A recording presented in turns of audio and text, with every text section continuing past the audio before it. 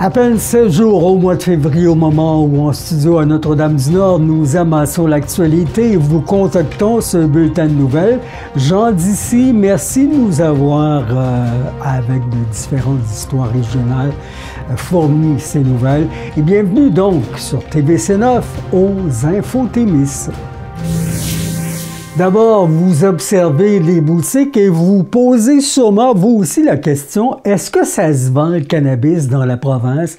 Val-d'Or, Rouyn-Noranda et Ville-Marie font le commerce des drogues de la Société québécoise du cannabis. Pour 5,67 $, taxes incluses, les citoyens ont droit à leur gramme. TV Témis qui a fait le bilan, 6 millions de transactions ont eu lieu au cours du premier trimestre de 2025.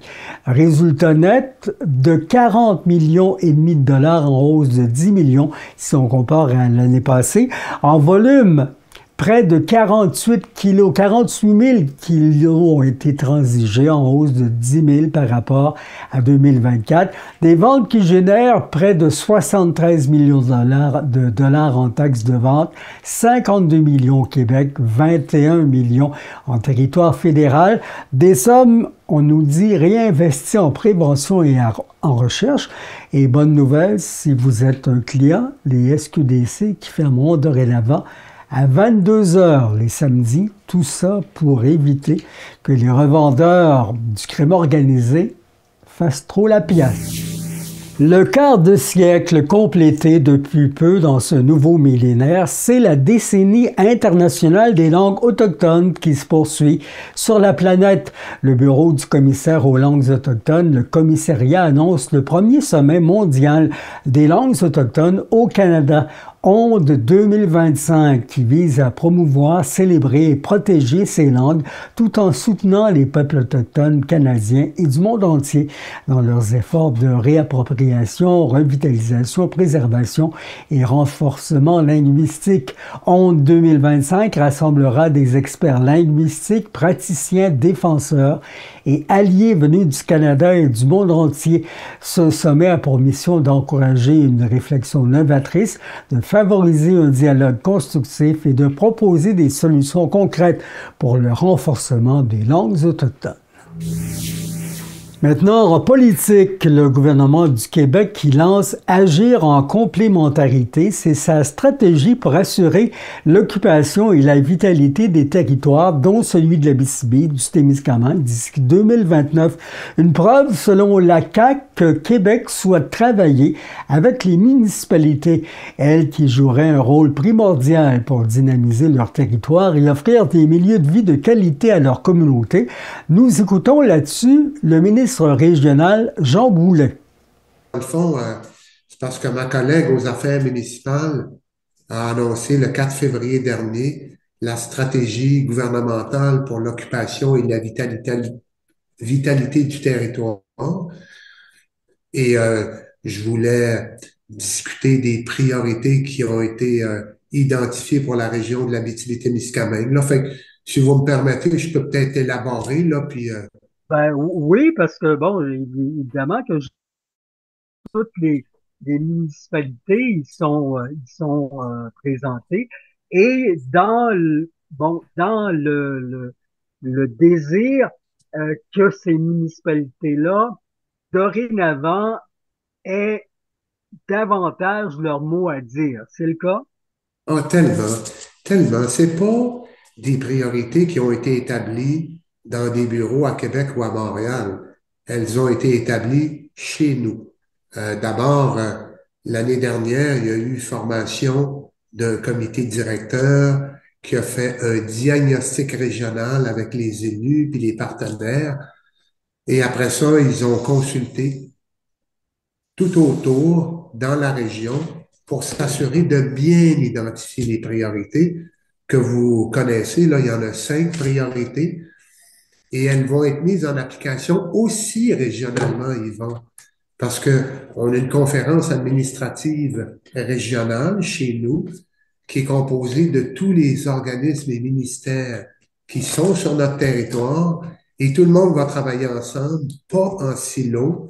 Et c'est ce travail d'équipe-là fait par des personnes de notre région, autant en amont qu'en aval, qui vont permettre que ça puisse être réalisé, en tout cas que ça puisse donner des résultats concrets.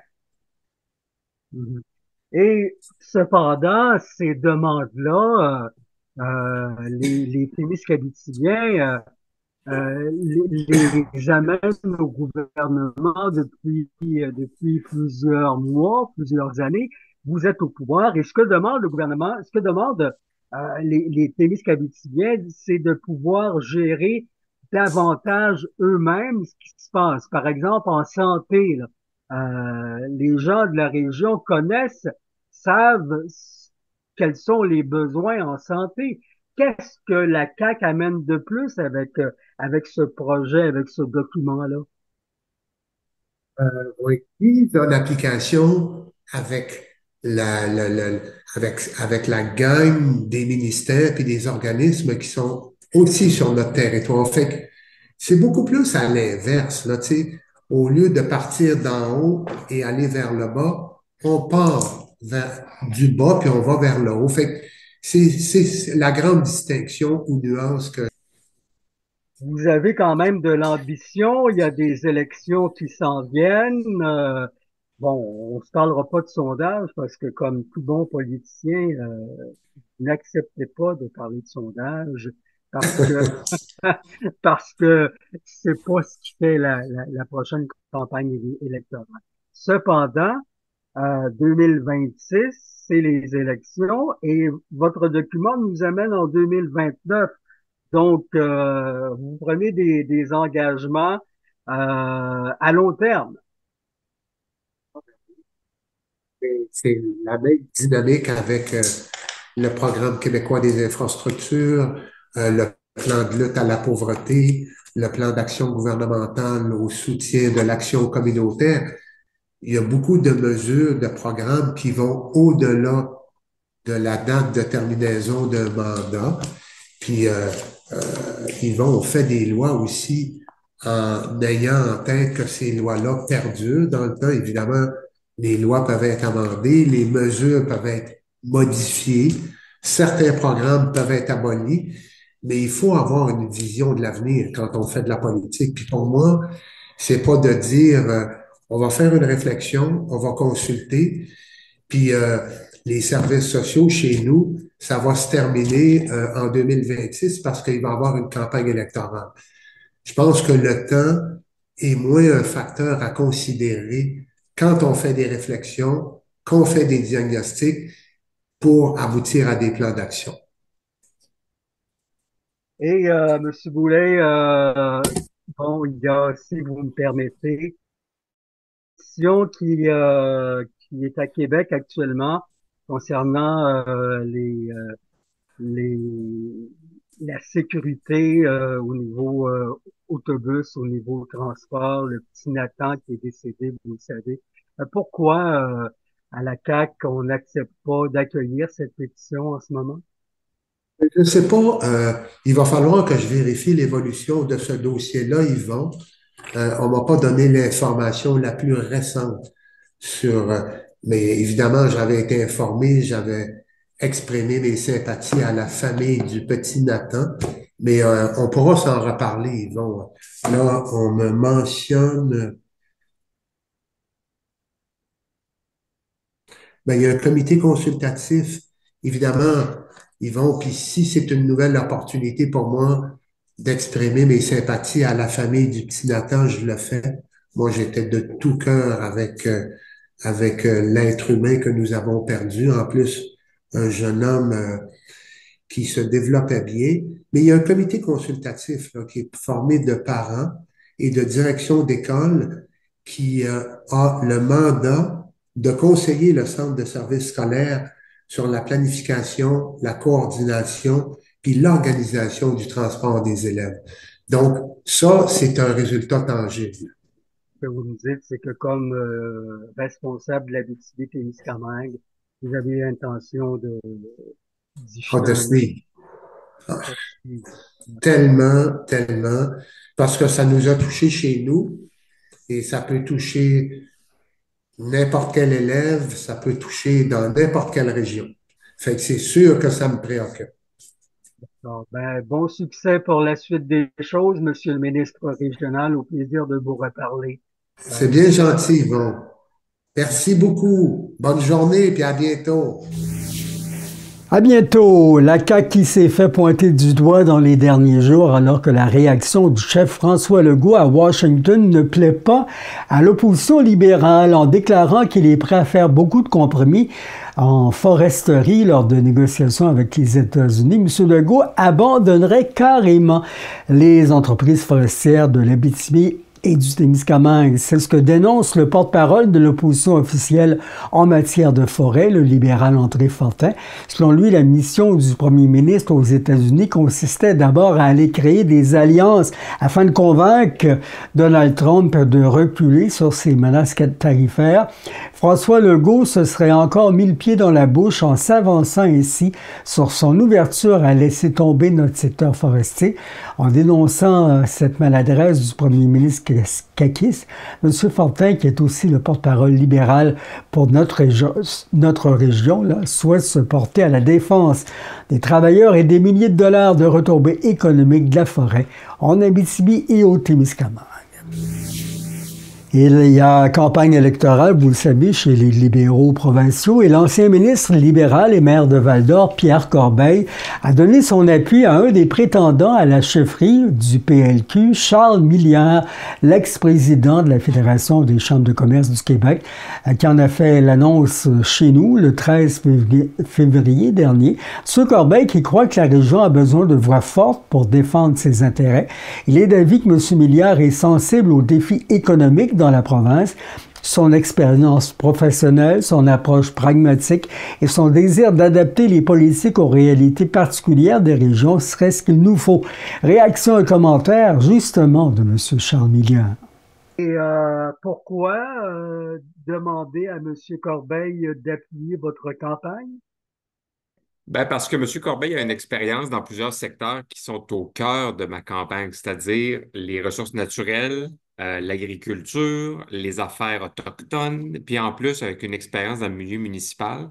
Alors, ce sont des dossiers dans lesquels le gouvernement du Québec, moi, je considère, doit changer un peu de ton et générer des nouvelles idées. Alors, et en plus, il est fortement enraciné dans la région, puis moi, c'est important de mener une campagne qui va être très, très active dans les différentes régions du Québec comme je le faisais à l'époque quand j'étais à la tête de la Fédération des chambres de commerce. D'ailleurs, je suis venu dans la région à plusieurs reprises là, dans mes précédentes fonctions. Alors, c'est pas nouveau pour moi là, d'être ici aujourd'hui, là. M. Corbeil a eu de l'expérience en politique provinciale et municipale. Alors, c'est deux secteurs que vous allez toucher, là, parce que de plus en plus, la politique provinciale est près des villes, des municipalités. Donc, ça va certainement vous aider. Oui, ben, pour moi, c'est évident que, en ce moment, il y a un rapport de force qui change entre les municipalités et le gouvernement du Québec, c'est-à-dire que les problèmes s'accumulent au niveau des municipalités. Le financement souvent ne suit pas et je trouve qu'il y a une relation un peu discordante là, entre le gouvernement et ses municipalités. Donc, moi, je veux amener un changement de ton quand je parle des questions d'itinérance, je parle des questions d'habitation. Les municipalités sont au premier rang. Et pendant ce temps-là, le gouvernement actuel les traite de quêteux à toutes les fois qu'il y a des demandes qui se font. Alors moi, je fais pas partie de ceux qui sont très impressionnés là, par le ton actuel avec nos municipalités. Puis ça, c'est quelque chose que j'aimerais qui change effectivement. Comment ça se passe, cette campagne pour l'obtention de la chefferie du Parti libéral du Québec? Alors, comme toute chefferie dans n'importe quel parti politique, c'est une lutte interne, hein. Donc, c'est vraiment les détenteurs de cartes qui vont faire la différence. Alors, malgré tout le respect que j'ai pour les journalistes et les gérants d'estrade, ils n'ont pas le vote, ils n'ont pas le droit de vote dans cette chefferie, à moins qu'ils prennent une carte. Donc, il y a une notion de notoriété là-dedans qui est importante, mais il y a une notion de terrain aussi. Et moi, ça fait plus de 6 mois là, que j'ai quitté mes fonctions pour me consacrer à cette course-là à temps plein. Alors moi, je vois vraiment du mouvement sur le terrain, puis je vois que les membres du parti, vous savez, si vous êtes membre du Parti libéral en 2025, c'est que vous avez résisté au désert des dernières années. Donc, il y a quand même un attachement profond envers les valeurs libérales. Et ces gens-là me disent, je vous dirais à 90% du temps, il est temps de donner les clés à une autre génération pour le parti, comme les péquistes l'ont fait d'ailleurs avec succès, je le dis, avec M. Plamondon, donc de transférer de génération au niveau du leadership du parti. Puis notre parti existe depuis 157 ans. Mais s'il ne prend pas soin de lui, comme tous les autres partis, il peut être amené à disparaître. Alors, il faut faire ce changement-là. Et moi, je pense qu'à l'expérience de certains, moi, j'oppose un vent de fraîcheur, mais qui est enraciné dans le parti. Alors, quand des gens comme Pierre Corbeil m'appuient, je pense que c'est la preuve que je ne suis pas un touriste au parti, que je connais très bien les militants, que je connais l'histoire du parti. Et c'est comme ça qu'on va gagner cette chefferie-là. Alors, avant que vous me posiez la question, les sondages actuels, moi, ne m'inquiètent pas d'aucune façon parce que ce sont des sondages de notoriété actuellement. Alors, bref, en tout cas, on me pose souvent la Ah, question. Monsieur Milliard, je suis un journaliste d'expérience et je sais que les politiciens ne commandent pas les sondages. Bon, ben alors, prochaine question. Combien de soupers, de dîners spaghetti et de brunch du dimanche il vous reste à fréquenter avant l'élection, le Ben, soir? simple calcul mathématique, là, l'élection est dans 120 jours, alors il y a 3 repas par jour, alors faites le décompte. Mais je vais essayer de m'en tenir à quelques salades et cafés lorsque c'est possible parce que le Québec, c'est grand, hein, vous le savez. Ça fait littéralement 25 ans que je me promène partout au Québec. À l'époque, je m'occupais des pharmacies Uniprix et ensuite des chambres de commerce. Donc, je connais très, très bien les réalités régionales, les réalités d'accès aux régions aussi. Alors, c'est une course contre la montre, puis c'est un marathon en même temps. Mais moi, je ne donnerai pas trop dans les soupers spaghettis, là. Celui qui voulait faire ça, malheureusement, a quitté la course là, il y a quelques jours. Je ne commenterai pas. Merci, Monsieur Milliard, et évidemment, bonne chance avec Monsieur Corbeil. Évidemment, en espérant que ça vous offre l'énergie nécessaire en Abitibi-Témiscamingue, la région qui a certainement bien besoin qu'on s'y donne davantage en santé, en logement et en monde du travail. On vous l'a certainement dit. Oui, tout à fait. Alors, Puis moi, Avez-vous reçu notre communiqué de presse de ce matin? oui, oui. OK, d'accord. Parce que je mentionnais aussi que moi, je trouve, et je ne casse pas du sucre pour le plaisir d'en casser, là, mais je trouve ça inacceptable qu'une région qui a 100% des comtés qui sont à la CAQ, qui a 10% du PIB et qui a zéro ministre qui représente la région à la table, qui viennent d'ici, en tout cas. Tu sais, quand on parle du secteur minier, quand on parle du commerce interprovincial, quand on parle des réalités de transport au Québec, je pense que les décideurs, les politiciens de l'Abitibi ont leur mot à dire. Alors moi, je déplore ça, puis c'est pas quelque chose que je souhaite répéter. J'imagine que messieurs Bernard Dufour et madame Blais sont en partie d'accord avec. Surtout M. Dufour, probablement.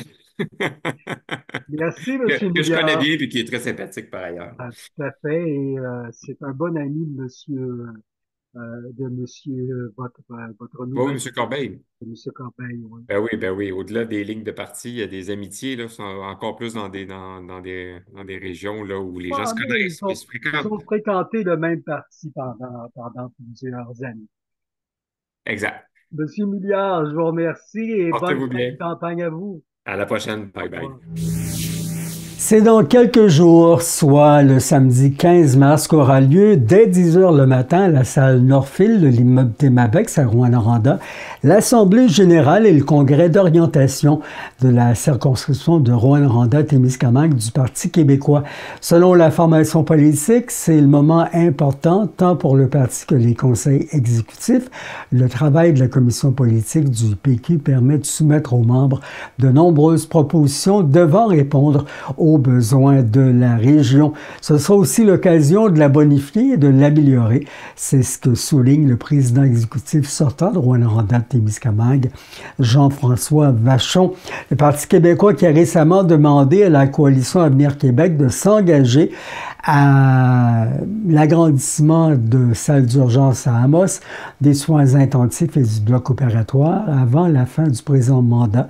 Ça s'ajoute à d'autres projets qui, selon le PQ, ne verront pas le jour en Abitibi-Ouest, selon le président Samuel Doré.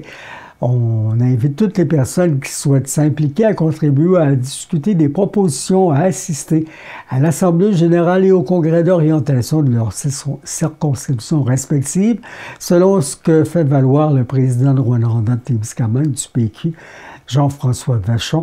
Les équipes travaillent d'arrache-pied afin que la région puisse compter sur un ministre régional et 2 autres députés qui auront à cœur l'Abitibi-Témiscamingue. Le député d'Abitibi-Témiscamingue, Sébastien Lemire, a vécu des moments difficiles, notamment avec la perte de son ami Jean-Claude Beauchemin. Fort respecté de tous, il a rendu l'âme, ce Beauchemin, après que doucement la maladie ait fait son œuvre. Et dans le monde du travail, remettons les pendules à l'heure pour les travailleuses et travailleurs en petite enfance syndiqués à la CSN. Fini les grèves. Les responsables de services de garde éducatifs en milieu familial ont adopté il y a moins d'une semaine l'entente de principe conclue avec le gouvernement en décembre. Un vote de 92 % qui favorise une hausse de salaire de 17,5 % protégeant leur pouvoir d'achat d'ici 2028. Une entente qui espère tous et toutes chez les 17 CPE d'ici aidera à préserver le modèle des RSGE et permettra aux responsables de poursuivre leur travail essentiel pour nos tout-petits. En transport, les contrôleurs routiers de la Société de l'assurance automobile du Québec ont mené de la fin novembre au début février dans plusieurs postes aux frontières avec les provinces limitrophes sur les principaux axes autoroutiers des opérations visant la vérification de l'ensemble de la documentation relative aux obligations des conducteurs de véhicules lourds. 311 camions ont été interceptés au Québec, 635 vérifiés immatriculés, notamment en Ontario.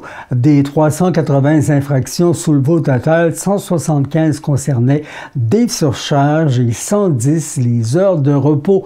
38,3 % des véhicules étaient québécois, 41 % des poids lourds de l'étranger. Contrôle routier Québec, le CRQ, s'est assuré d'un traitement équitable. En 2024, le CRQ a réalisé près de 110 000 interventions sur le réseau routier québécois. Les contrôleurs continuent leurs efforts et s'activent tous les jours concernant la fameuse pratique Chauffeur Inc.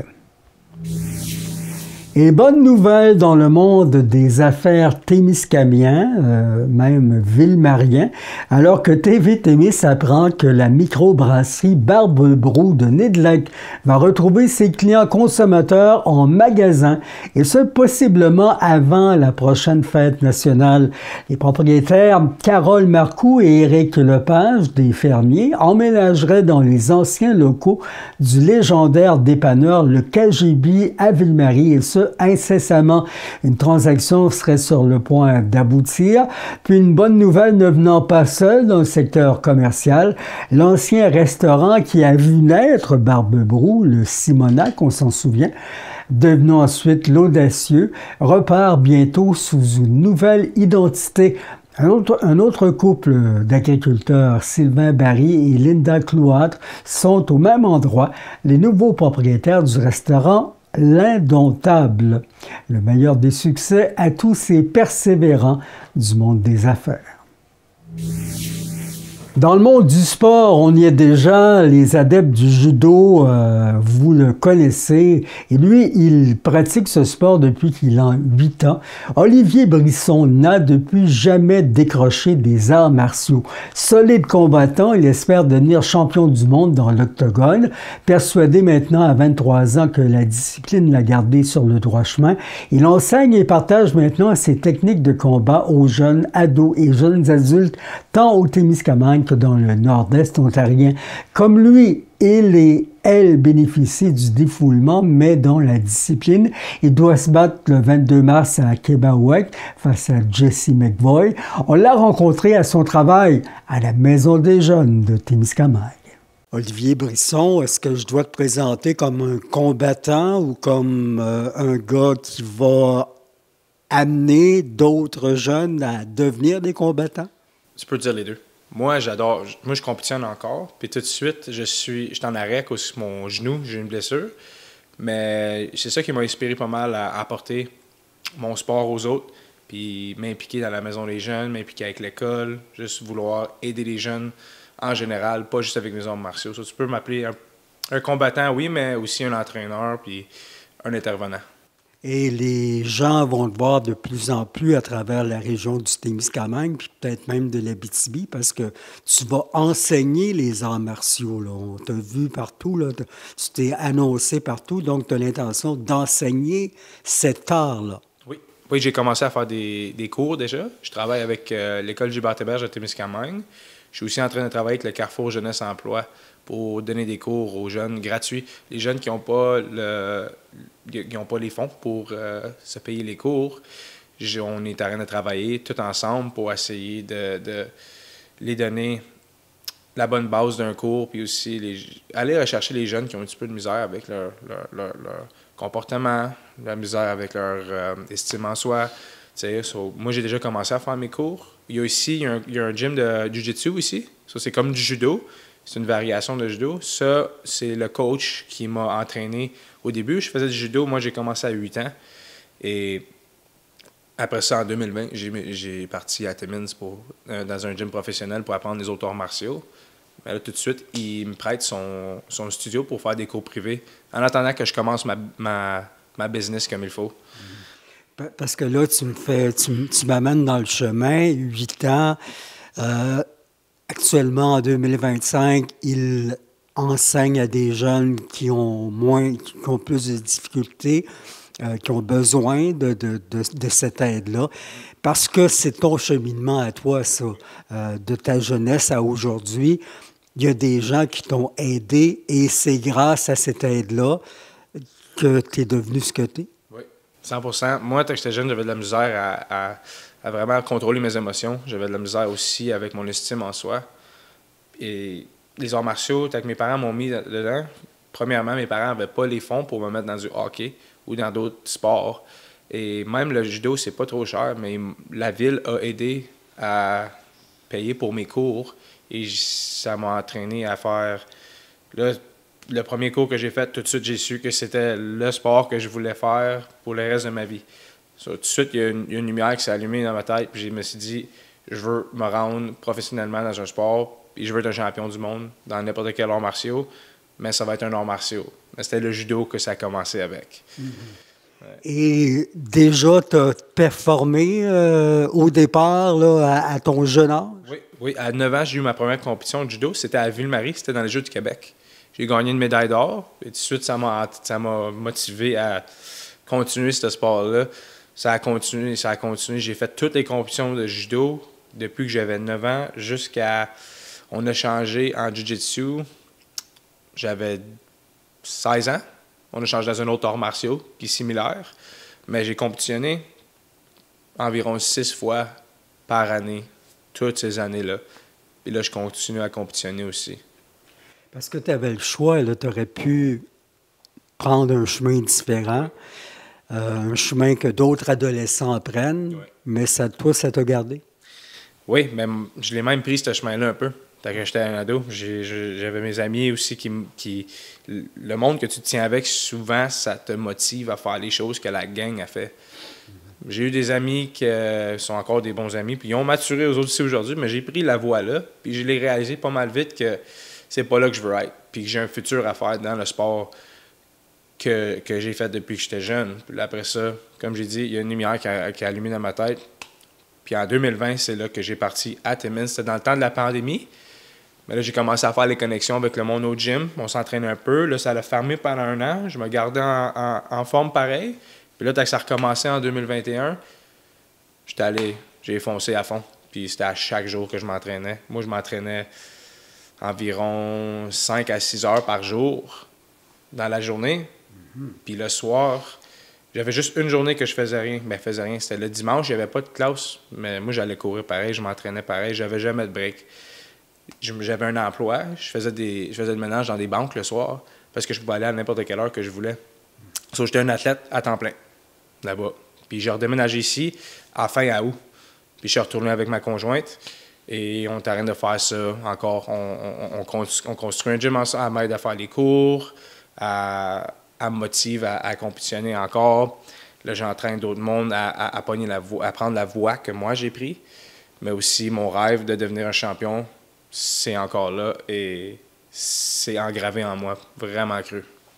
Et justement, du judo à aujourd'hui, tu en as fait de la compétition et tu crois que tu es en mesure d'atteindre des sommets? Oui. Ah oui. Ah, depuis que je suis jeune, comme j'ai dit, j'avais des problèmes, des problèmes de confiance en moi.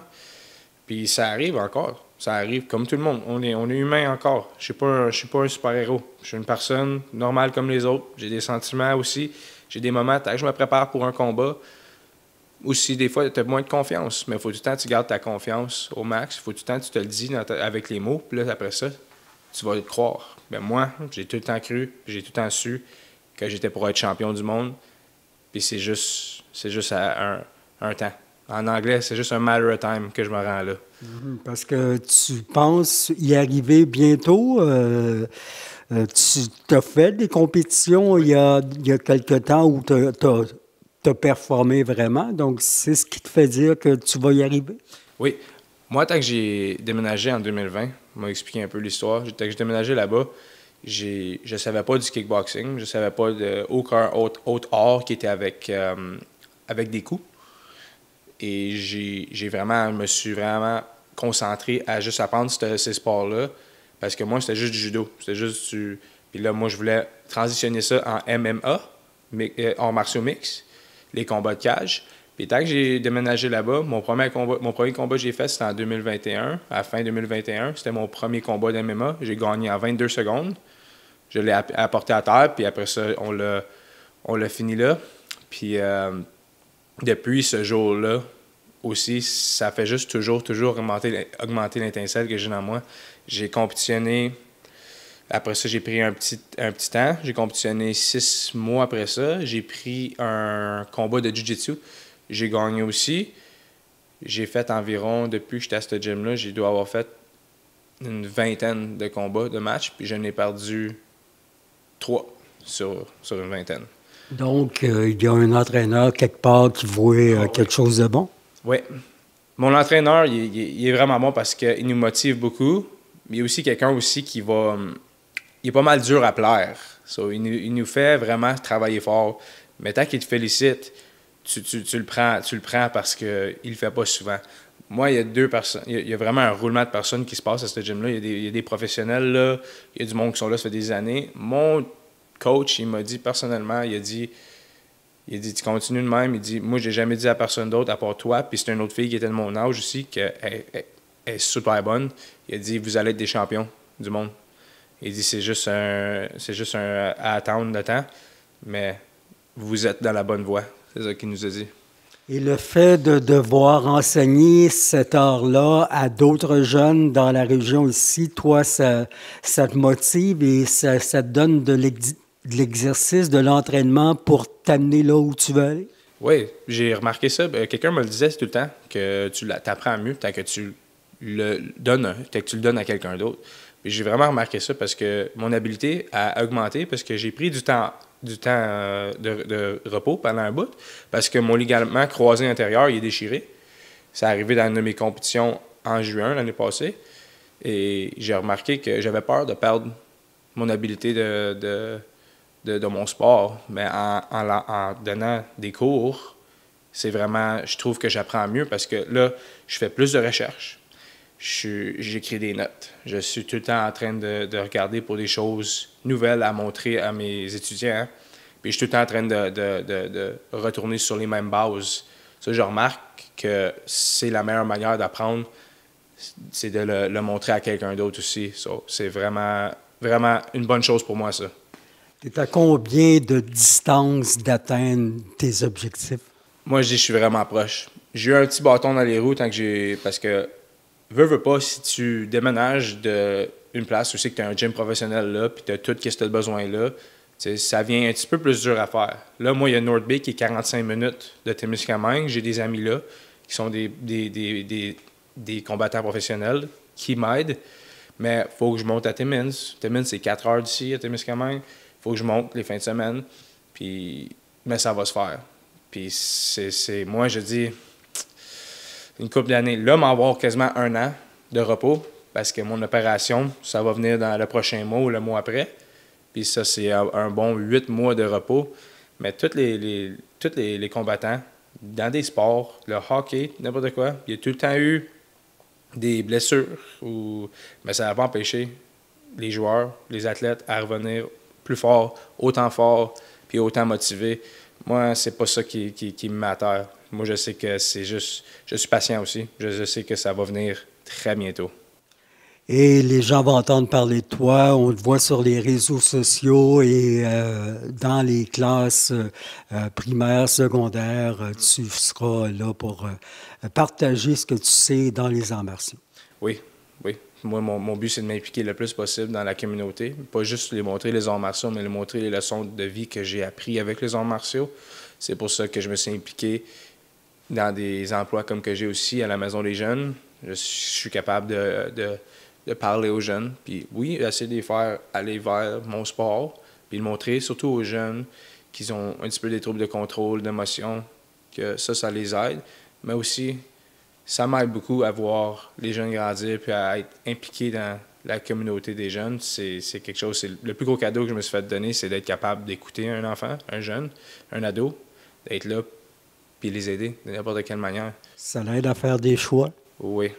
Ah oui, ça l'aide beaucoup. Ça a changé ma vie. Moi, cette année, à la fin de l'année passée, c'est pas mal là que j'ai réalisé que je suis faite pour être dans des milieux comme ça, d'être un intervenant, aider les autres. Au début, quand j'ai déménagé à Timmins, c'était vraiment pour moi.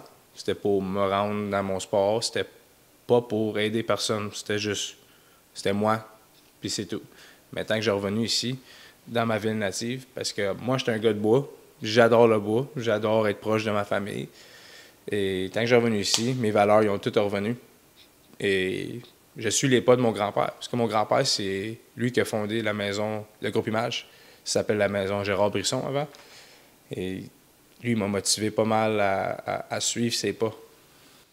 Bien, continue et bon succès à toi puis à ceux qui vont apprendre comment ça se passe sur le matelas du combat. Oui, merci beaucoup. Et au hockey de la GMHL, c'est dans 2 jours que s'entame la Coupe Russell. On vous invite à supporter, bien sûr, vos Pirates du côté de Ville-Marie. Et le Tour de l'Abitibi, Glencore sollicite les amateurs de cyclisme d'ici et d'ailleurs pour garder les vélos en piste pour les années à venir. 10 000 $ seraient nécessaires annuellement. L'épreuve de la Coupe des Nations juniors UCI qui se déroule annuellement en Abitibi, qui est quand même passé au Témiscamingue il y a 5 ans, souligne maintenant 55 ans d'existence. Elle attire les meilleurs cyclistes juniors masculins du monde entier. Seule compétition dans le circuit en Amérique du Nord et la plus longue Coupe des Nations au monde. Elle a accueilli au fil du temps des milliers de participants de 40 pays différents et continue d'être un excellent tremplin pour les cyclistes aspirants au rang professionnel. L'ajout du volet féminin en 2025 qui marque une nouvelle ère pour la prestigieuse compétition. Un événement géré par la Nid-Lécoise Mélanie Rocher. C'est la fin de semaine dernière que le carnaval de Lorrainville a entamé sa 60e édition. Félicitations à tous les participantes, bénévoles. Bravo aux nombreux spectateurs qui se sont déplacés pour une panoplie d'activités. Le grand week-end de spectacle est prévu pour le 22 février. C'est samedi dernier qu'ont eu lieu les retrouvailles après le circuit des hommes forts et des courses de motoneige, notamment. En terminant, toute l'équipe de TV Témis souhaite un prompt rétablissement à tous ceux qui, parmi le club de natation à Val-d'Or, ont été impliqués dans cet accident dans le secteur de Mont-Laurier la veille de la Saint-Valentin. Heureux que tous s'en soient sortis indemnes.